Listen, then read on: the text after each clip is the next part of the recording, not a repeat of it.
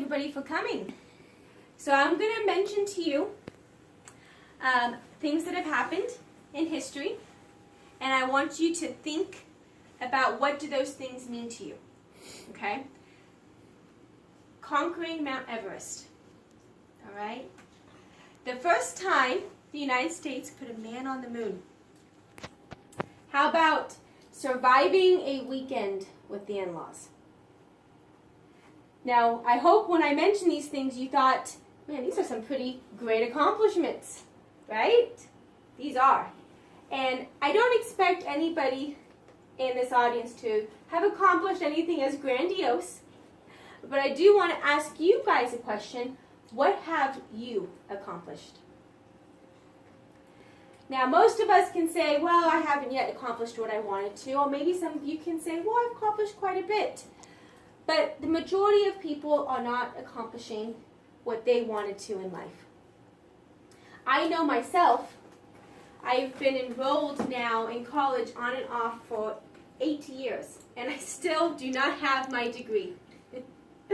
Now, I know that they give you 4 years to accomplish this, and I was not able to. I did not have my goals or my priorities in alignment. I let other things distract me or take my time. And so here I am 8 years later, still trying to reach that goal. So why are some people accomplishing their goals, and why are some people not able to? Well, a company called Goal Band, it's a really, really interesting company. They help people reach their goals. That's what they're all about. And they did a survey for general people and how they are accomplishing their goals. And they reported that only 3 out of 100 people are actually taking the time to write down their goals. Also, that if you write down your goals, you are 50% more likely to achieve those goals. That's pretty impressive. Just by writing down your goals, you're 50% more likely to achieve them. So why are we not achieving our goals?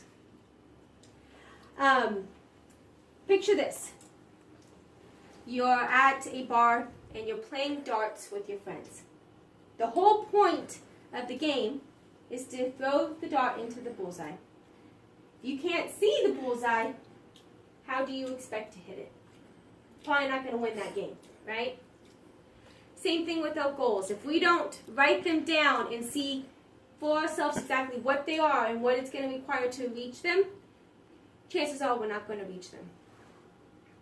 So what do we need to do to reach our goals? Well, as I mentioned, simply writing them down is a big step. If you write them down, you can see for yourself what it is that you're trying to do, and then you can go one step further than that. What is it going to take to achieve that goal? If my goal is to go to Paris for a summer, it's going to take money. It's going to require money. That's going to require me putting aside money every month to save to reach that goal. We have to break it down into pieces. We have to break it down. Otherwise, it's just a goal. I want to go to Paris someday. It's going to be floating around in our minds. It's going to get jumbled with other things. Like I have to take care of my family. I have to do this. I have to do this. I have to walk.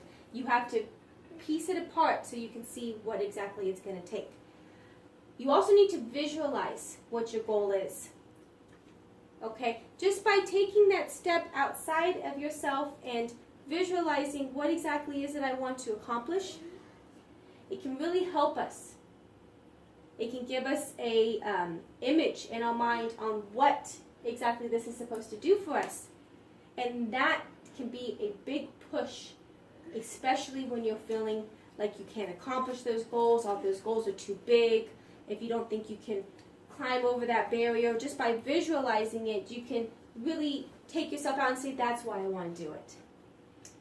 Next, I want you to write down, what is it that you're going to have to sacrifice to accomplish those goals? If you're just going to use your spare time, you're not going to get very much done. You really need to see exactly what amount of time it's going to take and what you're willing to sacrifice for them. And I know that seems a little bit rough, but if it's something really worth having, it's going to be worth sacrificing for. So we've now talked about that we are going to write down our goals.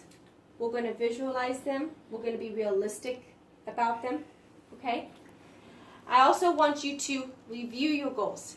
So now that you have this list and you've broken them apart, I want you to constantly go back and review them. A gentleman named Les Brown, he was a very, very good speaker. He was actually known for being a motivational speaker. He was a live DJ for a long period of time and a politician. And he said, in a quote, "Review your goals twice daily." And by doing that, you are constantly reminding yourself what exactly it is that you're going to do, why you're going to do it, and that is going to help you in not getting distracted, because it is very easy to get distracted, and then it's going to be very hard to see that target, and it's going to be hard to hit that target. So I want you sometime outside of this to take some time for yourself, and I want you to write down what exactly it is you want to achieve. I want you to break that down, and I want you to focus on yourself, and I want you to really think about how much time it's going to take. I want you to realize what sacrifices you're going to make, and I want you to make that first step.